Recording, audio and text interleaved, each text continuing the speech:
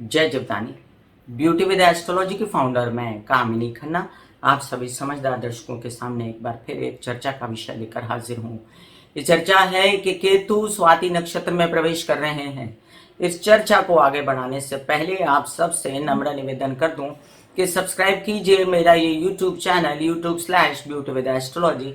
जब आप सब्सक्राइब करेंगे तो पॉपअप होकर ऊपर बेल बटन आएगा, उसे क्लिक करते ही मेरे चैनल की सभी जानकारियां आप तक सबसे पहले पहुंचती रहेंगी। मैं जो राशिफल बताती हूं वो लग्न के अनुसार है और जिन लोगों को कंसल्टेंसी चाहिए उनके लिए मैंने व्हाट्सएप नंबर दिया हुआ है। तो चर्चा में सबसे पहले हम जानेंगे कि केतु कैसे प्रभाव डालते हैं आपके जीवन पर। फिर हम जानेंगे कि स्वाति नक्षत्र क्या होता है। फिर हम जानेंगे कि केतु जब स्वाति नक्षत्र में प्रवेश करेंगे तो क्या असर होगा सभी राशि वालों पर।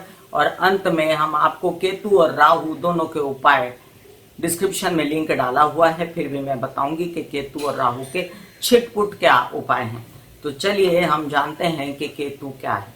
केतु जो है वो धड़ है और राहु जो है वो सिर है। जैसे कि हम पुराणों में कथाओं में कई बार जान चुके हैं कि समुद्र मंथन के दौरान जब इन्होंने अमृत पान किया था तो ये राक्षस रूपी एक धड़ और एक सर जो है वो अमर हो गया था, जिसको विष्णु ने अपने चक्र से काट दिया था। और राहु जो है वो सिर बने और केतु जो है वो धड़ बने। अब केतु दिल से सोचता है, राहु दिमाग से सोचता है, उसके पास दिमाग है, केतु के पास दिल है। केतु बहुत ही ज्यादा सात्विक मोक्ष देने वाला, कर्म का फल देने वाला ग्रह माना जाता है। और राहु जो है वो भ्रमित करने वाला एक धुआं है, साथ साथ बहुत ही चतुर, चपल और चंचल, और साथ में अपने आप में लंपट भी कई बार व्यवहार करता है राहु। और राहु जो है अपनी साधता है, गलत लोगों से व्यवहार करता है, गलत लोगों के साथ हाथ जुड़वाता है। और साथ साथ कई बार राहु अध्यात्म की ओर भी ले जाता है, इंसान को बहुत ज्यादा उन्नति की ओर झटके से ले जाता है और फिर झटके से ऊपर लेके जाता है, झटके से नीचे भी ले आता है। ये राहु की प्रवृत्ति है।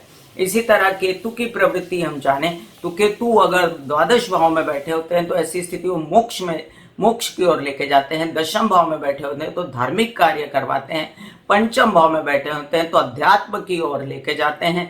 तो केतु जो है इसका अच्छा और बुरा दोनों असर है, क्योंकि केतु कई गूढ़ बीमारियों को भी लेके आता है। तो केतु आपकी बॉडी में फोड़ी, फुंसी, ऐसी तरह की कोई बीमारियां, जैसे शनि केतु का कॉम्बिनेशन बहुत खराब होता है। और इसी तरह केतु जो है जिन जिन जगहों पर बैठा होता है उधर आधा असर डाल देता है। मतलब वो जो भाव होते हैं आपके, उससे रिलेटेड जो आपके कर्म होते हैं वो आधे अधूरे रह जाते हैं, क्योंकि केतु यहाँ पर अपने शरीर की तरह एक आधा असर देता है।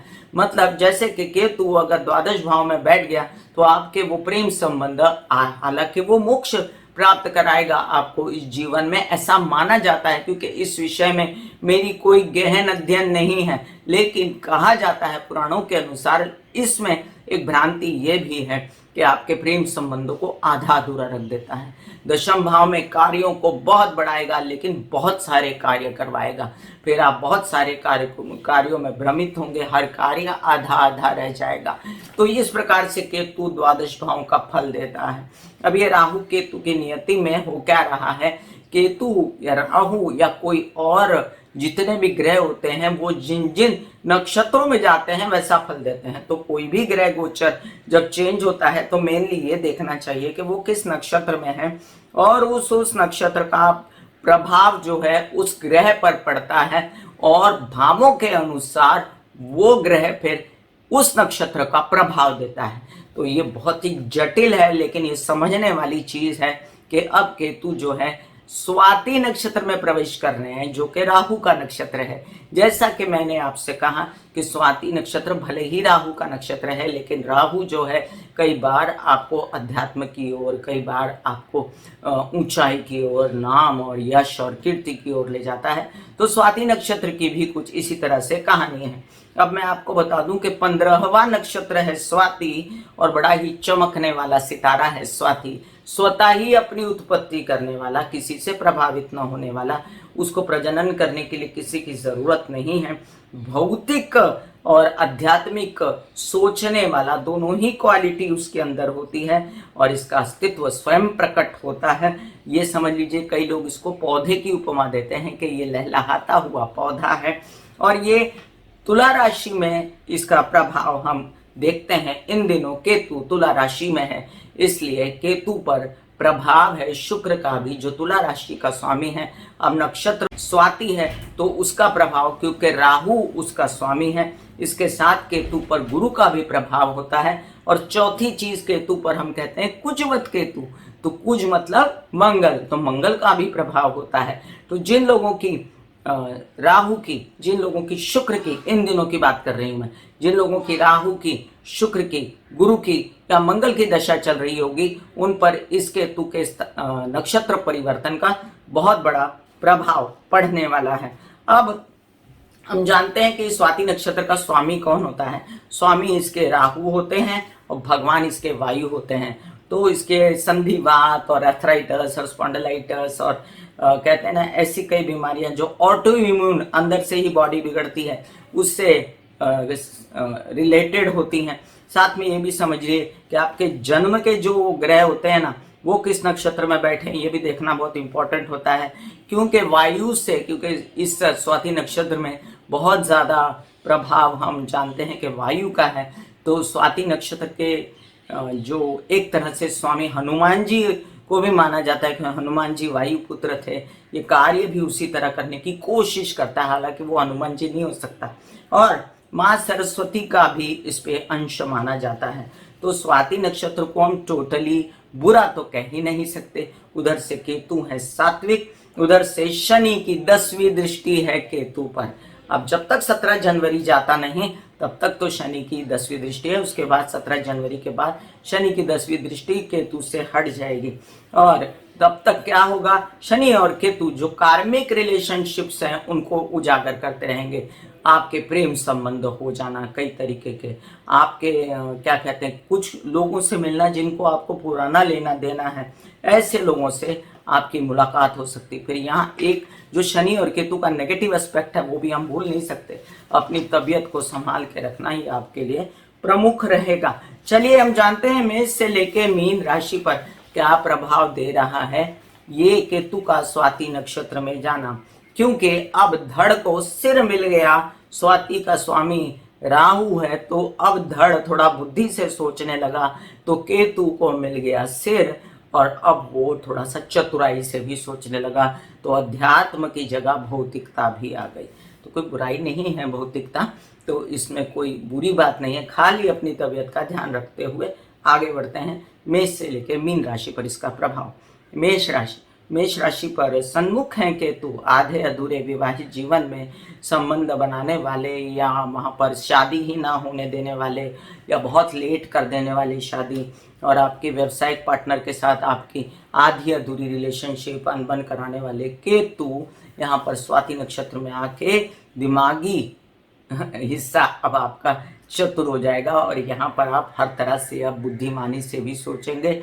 आप सोचेंगे कि कैसे अपने कामों को बढ़ाना है, कैसे विवाहित संबंध का विघटन होते होते बचाना है कई। लेकिन ये यहाँ पर विवाहित जीवन के लिए मैं खबरदार कर रही हूँ, बहुत ज़्यादा आपको खबरदारी से रहना है।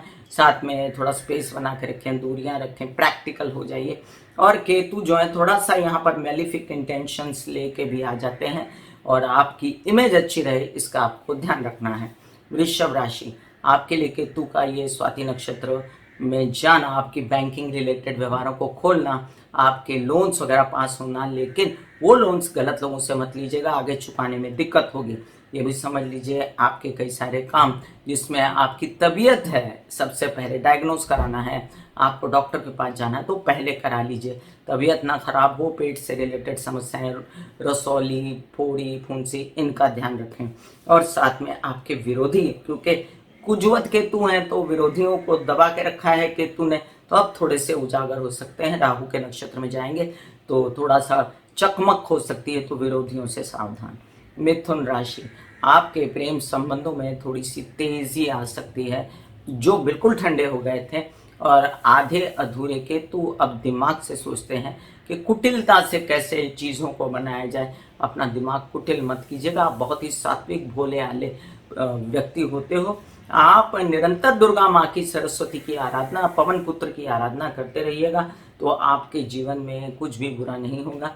हाँ, मति भ्रम होता है क्योंकि इन दिनों शुक्र भी अस्त है, तो आपको शुक्र के उपाय करने चाहिए।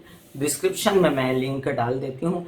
बच्चों का भी मन अच्छा रहे इसलिए संस्कार और घर का वातावरण अच्छा रखें। अध्ययन पढ़ाई के लिए आगे बढ़ेंगे अब आपके बच्चे, और आप भी खुद बढ़ेंगे। मित्रताएं गलत लोगों से ना हो इसका ध्यान रखना। व्यवसाय आगे बढ़ेगा लेकिन गलत लोगों से ना हो।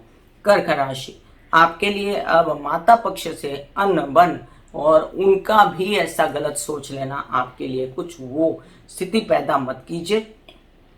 आप जो है कुछ भी करके घर के सुख सुविधा बना के रखिए, वाहन आदि आराम से चलाइए। हालांकि आपके रेनोवेशंस वगैरह, प्रॉपर्टी खरीदने की बातें हो सकती हैं। यहाँ पर पॉजिटिव भी हो सकता है कि आप जो हैं अब पीछे पड़ जाएं कि मुझे प्रॉपर्टी खरीदनी है और आप ये काम करके रहेंगे, तो हो सकता है आपकी प्रॉपर्टी भी आए, आपके वाहन भी आ जाए नए। लेकिन कोई गलत निर्णय लेके प्रॉपर्टी में बहुत सारा इन्वेस्टमेंट, मतलब जो काम होने वाला है उसको ध्यान से करें, बस इतना ही कहना है मुझे। और साथ साथ अपनी माता के साथ बना के रखें, उनके साथ अनबन ना करें क्योंकि वो आपके लिए साक्षात महालक्ष्मी होती हैं। सिंह राशि, आपके लिए यात्राएं धार्मिक बढ़ रही हैं और अब आपका दिल कर रहा है कि यात्राओं में आप बिजनेस भी करें, और आपका दिल कर रहा है कि आप कुछ ऐसे काम करें जिसमें आपकी वृद्धि हो जाए बिजनेस की, तो करिए। यहाँ पर राहु का अंश आ गया, तृतीय भाव में राहु का अंश बहुत अच्छा होता है। नए नए कार्यों की योजनाएं बनेंगी, नए नए व्यवसाय बढ़ेंगे और आपके छोटे भाई बहनों से आपकी अलगाव हो सकता है, इसलिए उनके साथ बना के रखें। अपना पराक्रम उत्साह आपका बहुत बढ़ेगा, तो उस पराक्रम उत्साह को कायम रखें। कन्या राशि, आपके लिए धन का आना और खूब सारा आना ये कार्ड्स पर दिखता है मुझे। इस धन को संभाल के रख लीजिएगा। याद रखें कि ये धन जिस तरह से आएगा, अगर गलत तरीके से आया तो चला जाएगा। इसको संचित कर लेना आपके लिए ज़रूरी रहेगा। आपके लिए ये भी ज़रूरी है कि परिवार से बिगाड़े नहीं, क्योंकि राहु कुटिलता से काम लेगा और आपके परिवार वालों से आपकी बात बिगड़ जाए, बोलने चालने के कामों में आप गलती कर दें तो आपके लिए सिर्फ बोलना शांति से। राहु यहाँ शनि की तरह व्यवहार करता है। हालांकि स्वाति नक्षत्र बहुत आध्यात्मिक है, लेकिन परिवार को ये समझ में नहीं आएगा। वो आपकी जुबान देखेंगे और लोग भी आपकी जुबान देखेंगे, उससे पैसों का नुकसान ना हो।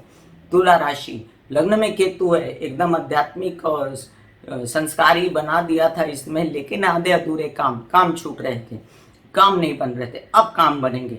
अब आप लग जाएंगे पीछे के काम बनाएं, लेकिन विवाहित जीवन में कलह क्लेश विघटन इसकी स्थिति अब बढ़ सकती है क्योंकि सप्तम भाव पर डायरेक्टली दृष्टि है केतु की।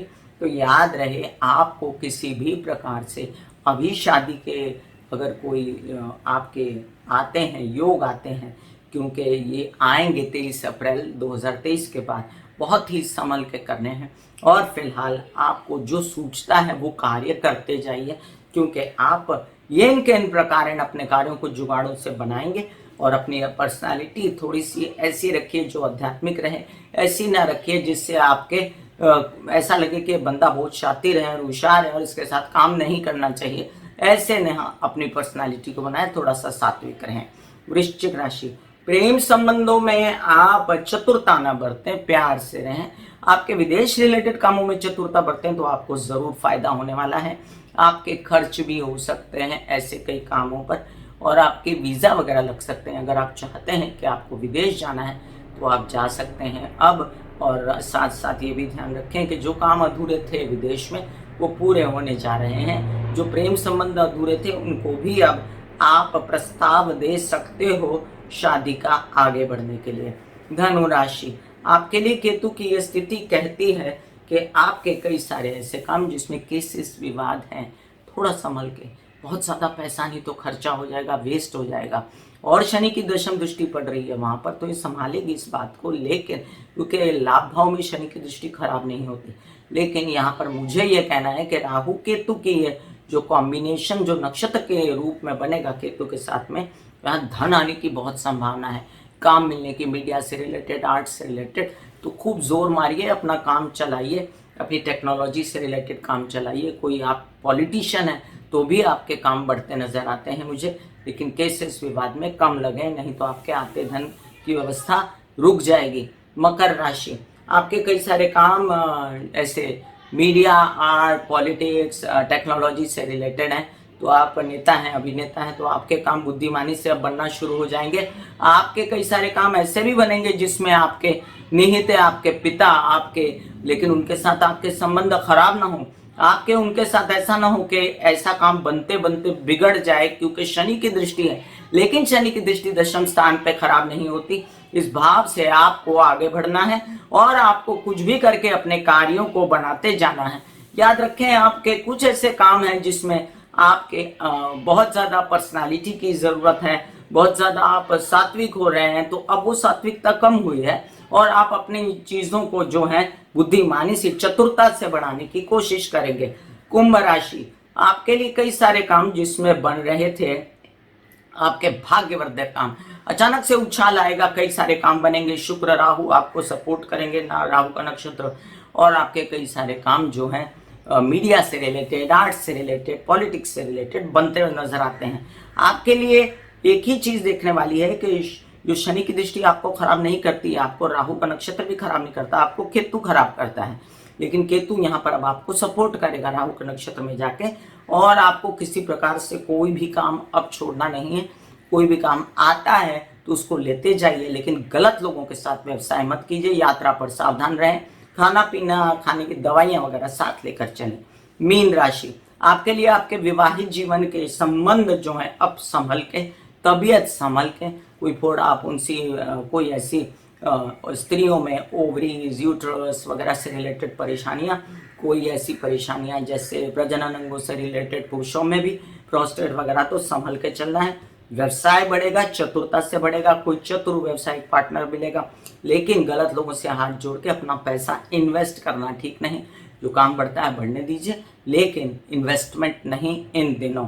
तो मैं कामिनी खन्ना संक्षेप में आपको बताया मैंने कि मेष से लेकर मीन राशि पर केतु के नक्षत्र परिवर्तन का क्या प्रभाव पड़ रहा है। अब मैं आपको संक्षेप में केतु के और राहु के उपाय बताती हूँ। केतु के उपायों में सबसे महान उपाय माना जाता है गणेश जी की पूजा, गणेश जी को ध्वज चढ़ाना, लेकिन कई लोगों को ये सूट नहीं करता है, इसलिए आप गणेश जी को सिर्फ नारियल चढ़ाएं तो भी केतु का उपाय होता है, और राहु का भी उपाय होता है। यही याद रखें, आपके जीवन में केतु और राहु के उपायों में सबसे ये कॉम्बिनेशन में उपाय है गणेश जी की आराधना, इसके साथ हनुमान जी की आराधना, हनुमान चालीसा के पाठ, सुंदरकांड के पाठ, क्योंकि कुजवत केतु भी कहते हैं, और राहु का भी कंट्रोल होता है हनुमान जी की आराधना से। इसके साथ आपको मजेदार बात बताऊं, मां सरस्वती की आराधना से राहु और केतु दोनों ही कंट्रोल में आते हैं। तो ये तीनों मतलब मां सरस्वती, मां सरस्वती, हनुमान जी और गणेश जी, तीनों को नारियल चढ़ाना या पूजा पाठ कराना उनका। मतलब मैं आपको ये नहीं कहती कि इतने जाप करा लीजिए, कर लीजिए, जितना आप कर सकते हैं करवाइए इन तीनों भगवान का, या खुद आप मंगलवार के दिन या शुक्रवार के दिन, मंगलवार के दिन हनुमान जी और गणेश जी के मंदिर और शुक्रवार के दिन माता के मंदिर जाते रहें, और या घर में अगर जैसे कोई व्यवस्था है पूजा पाठ करने की तो घर ही से आप पूजा पाठ करें। इन दो चीजों में केतु के और उपाय देखें हम तो आप ब्राह्मणों को कुछ अपनी परिस्थिति के अनुसार दे सकते हैं, हेल्प कर सकते हैं, और राहु के लिए आप कुछ ऐसे नीडी लोगों को आप हेल्प कर सकते हैं जो आप जिनको जो जरूरत है वो ही दे। मतलब मैं ये नहीं कहती कि आप जबरदस्ती किसी को खिचड़ी दे दिया, किसी को कुछ दे दिया, ऐसा उपाय ना करें। उनसे पूछिए उनको क्या चाहिए। लोग कहते हैं कंबल दान करें, तो अब सर्दियों के दिन आ रहे हैं तो आप कंबल भी दान कर सकते हैं। कोई भी तांत्रिक उपाय शिव जी पे जाके करना वो सब ठीक नहीं है। आप सात्विक उपाय करें, और सात्विक उपायों में केतु का उपाय होता है केले बांटना, केले चढ़ाना शिव जी पे। कई सारे उपाय मैंने ये डिस्क्रिप्शन में अभी लिंक डाला हुआ है केतु और राहु का, तो उस पर गौर करें। और ये वाले जो मैंने उपाय बताए हैं बहुत मुख्य हैं, उनको भी करते रहें तो आपको सुख शांति मिलती रहेगी। God bless you, take care and good bye.